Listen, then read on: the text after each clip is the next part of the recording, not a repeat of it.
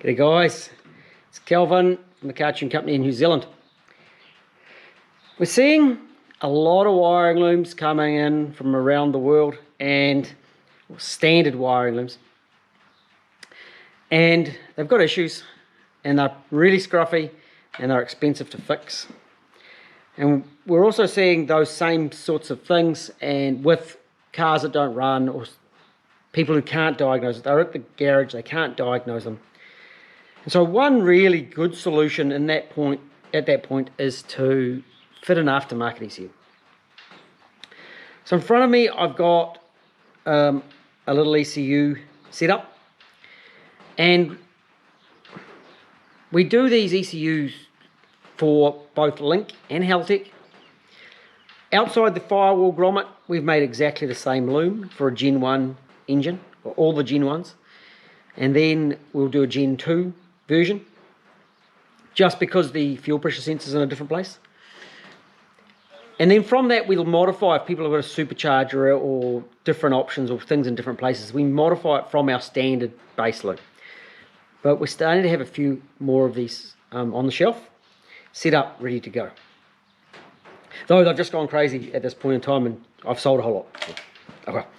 But what we're going to do today is we're going to fit up a little Haltech loom. It's running a little Haltech 550, so it's group fire for the coils, or wasted spark, and it's grouped semi-sequential injection. The same loom with 4 wires changed can go into a 950.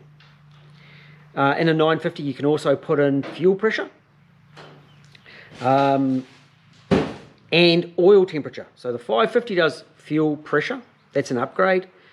The 550 does oil pressure, and the 950 you can do oil temperature as well if you want it. So what have we got, and how do we fit it? Here's the loom. This is the whole loom there. Yep. Set of relays and fuses, and the Haltech still in the box. Now we start off, we put the wire into the starter motor.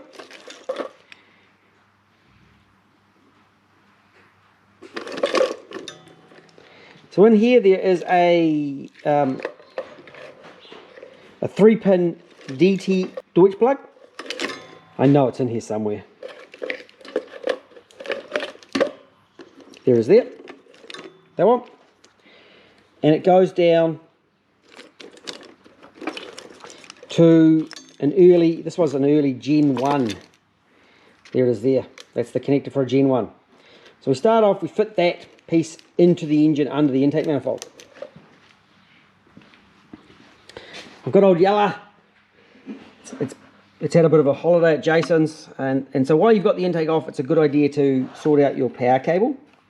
If you want us to make one, that's an extra, we can do that. But with the 550, it's just going to have the trigger into the starter motor.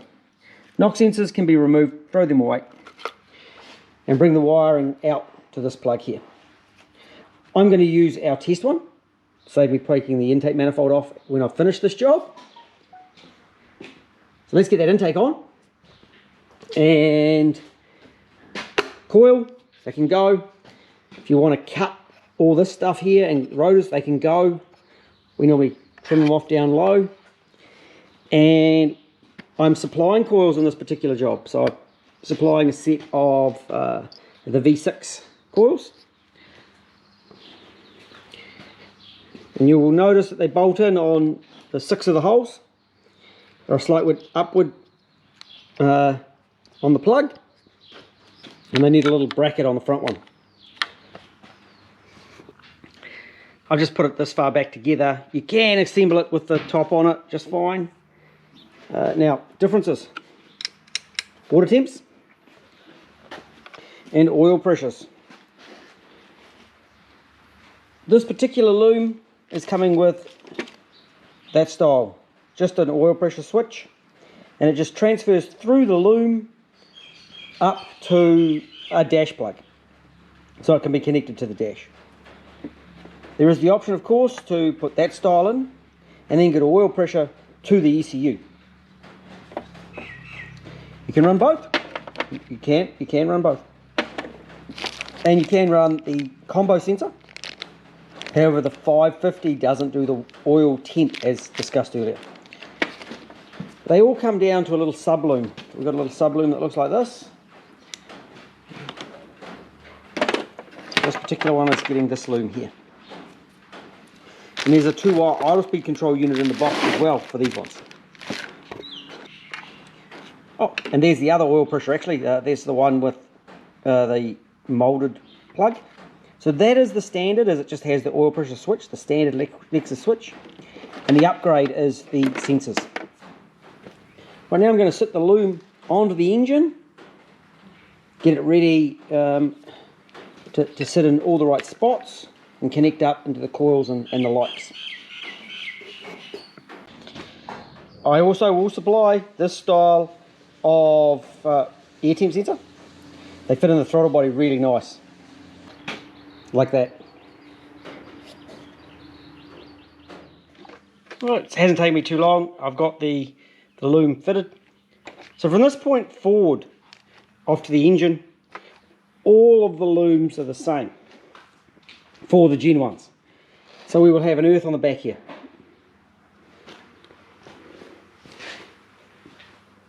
Cold start injector has been removed and is blanked off, so you can ditch that. This is an 8x1 thread, so if you want to put an 8x1, or if you want to put a fuel pressure sensor in, there is a plug in the loom to do it, the plug in. And we just drill and tap it out to the suitable thread. We've got injectors, and the injectors can't be put in the wrong place, the way the loom comes out. Though they're long enough, right, for someone applying some common sense, there's a join here, there's a branch, and there's one coming out that side and one coming out that side. And then the same happens at the front. We've made these long enough so if you're doing diagnostics you can swap them around to do some testing, but if they're plugged in correctly, that will give you your semi-sequential injection. Air temp wire coming along, we've got the TPS wire, come around the front, and then we go down for the coils. 1, 2, 3, 4, and those ones are pretty much in the right place, so whatever reaches will fit. And there's an earth at the front here on the side of the cylinder head.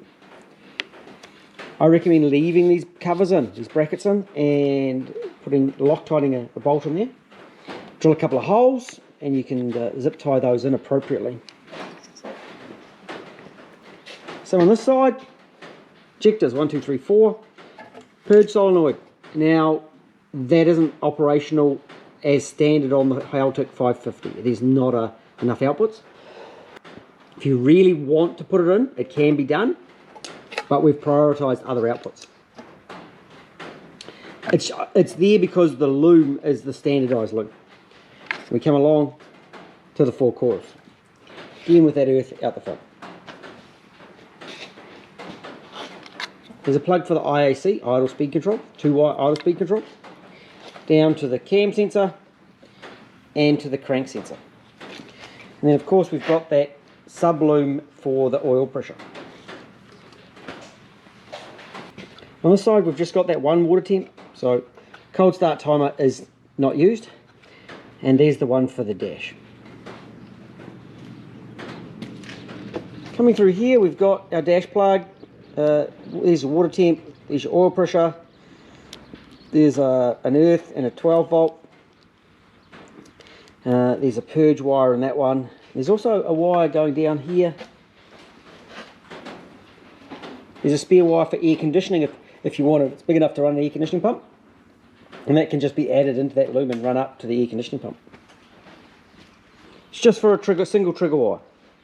There's also the oil temperature in there as well, and then a couple of outputs from the computer, a couple of auxiliaries to be configured however the user wants them. So check lights, a tacho for example. We've got this big plug here, it goes to the relays and fuses, which is over here. And we've of course got that ECU plug. You'll see my manifold has already got the IAC fitted, it's all been fitted up. That one runs to the fuel pressure. And off the back here, it's going to have a line coming all the way to the ECU for the map sensor. Haltech.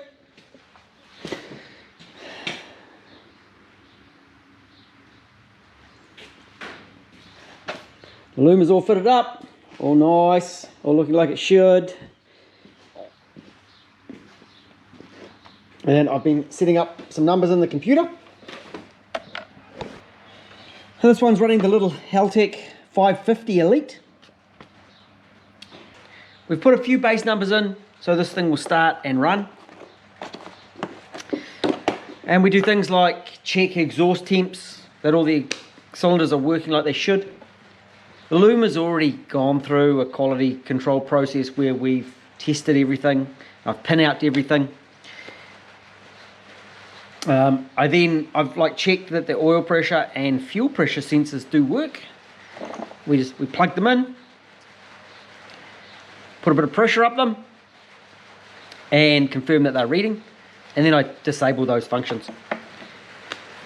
There's an extra output which could be used. There's one tacho output and there's one extra auxiliary type output that can be set up for anything that the user wants, and that is in there. Goes to one of those little body plugs. Right, I probably should make it run.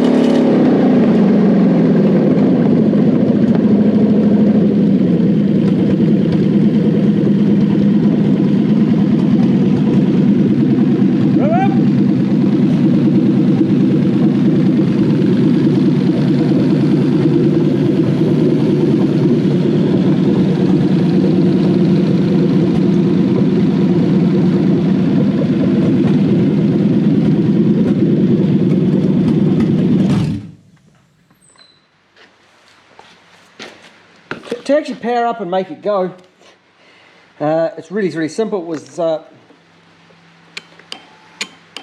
that's ignition on, that's a starter motor, that's a fuel pump out, and that's a fan.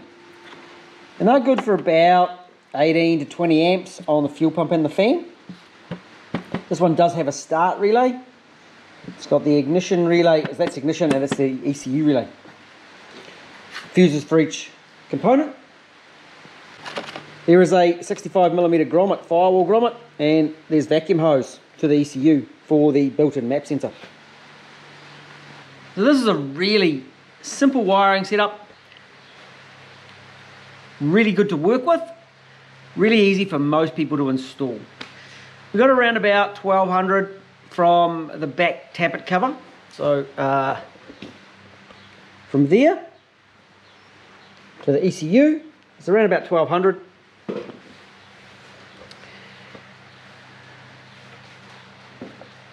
As I said, I've made this loom, okay, from the firewall plug out onto the engine.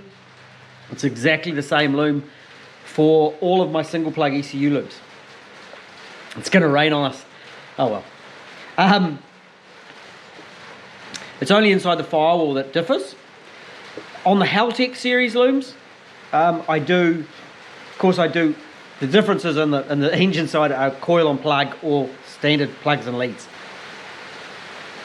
So on this one, because it is coil on plug, so all the coil on plug looms are the same. I should say that of course the ones with standard ignition are different, but all the coil on plug loom is the same. Comes back to the ECU. And with a couple of changes, I could make it with a 750. 750 would give you one more analog AVI, I believe. Yeah, one more AVI. So that could be oil temperature. Or we could do a 950, which would give us sequential injection. I have to change 4 wires to do that, but it's all done at the ECU. So very easy to go sequential injection. The Haltech in this form, no knock sensors, okay, on the single plug ECUs. I really like the little Haltechs. They work really well. They come up really nice. They tune a UZ really well. They work that little idle speed control unit really well. So all that stuff is really good.